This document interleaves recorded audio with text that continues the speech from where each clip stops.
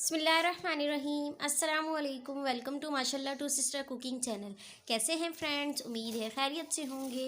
तो आज हम बना रहे हैं अपने किचन में कुछ मीठा, यानी ज़र्दा चावल। तो बग़ैर देर किए इस यमी सी रेसिपी को स्टार्ट करते हैं। तो यहाँ हमने सबसे पहले ले लिया है आधा चम्मच ऑरेंज फूड कलर और 2 प्याली चावल। इनको 2 घंटे पहले भिगो के रख दिया था और ये पानी गर्म होने के लिए भी रख दिया था। इसमें ऐड कर दिया सबसे पहले ऑरेंज फूड कलर और इसको मिक्स कर लेते हैं और इसके बाद इसमें ऐड करेंगे चावल। तो फ्रेंड्स ये ना हो कि पानी आप चूल्हे पे रखते हैं फ़ौरन इसमें ऐड कर दें चावल। पानी को भी हल्का सा बॉयल करना है, जोश दिलवाना है, यानी कि हम जैसे कहते हैं ना 2-3 बॉयल आना चाहिए, तो फिर हम इसमें चावल ऐड करेंगे। तो ये देखिए मैंने इसमें चावल ऐड कर लिए हैं और अब हमने चावलों को इतना बॉईल करना है कि 90% बॉईल हो जाने चाहिए।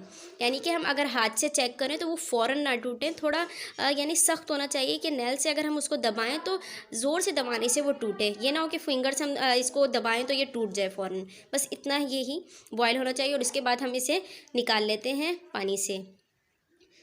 तो अब देखें यहाँ पे मैंने लिया है 1 पाव खोया और ये चावल देखें हमने इसे पानी से निकाल लिया है। 2 प्याली चावल लिए थे तो 2 प्याली ही चीनी लिए है हमने। ये आधा कप हमने पानी ले लिया है। तो अब इसके बाद मैं आपको दिखा देती हूँ कि मैंने कौन सी प्याली चावल ली है। यही मैंने 2 प्याली चावल लिए हैं और 2 प्याली ही चीनी ली है। तो अब हम इससे सबसे पहले इसका शीरा तैयार कर लेते हैं। तो ये मैंने 1 चम्मच ऑयल लिया है, इसमें सबसे पहले ऐड कर दी है मैंने चीनी और इसके बाद हमने जो आधा कप पानी था वो ऐड कर देंगे और इसका हम शीरा रेडी कर लेंगे। यानी कि ये मेल्ट हो जानी चाहिए चीनी, ज़्यादा थिक हमने शीरा नहीं कर देना इसका। ये देखें बस इस तरह होना चाहिए कि हल्का सा मेल्ट होने के बाद हम इसमें चावल ऐड कर देंगे। तो अब मैं इसमें ऐड करूँगी चावल। ये देखें।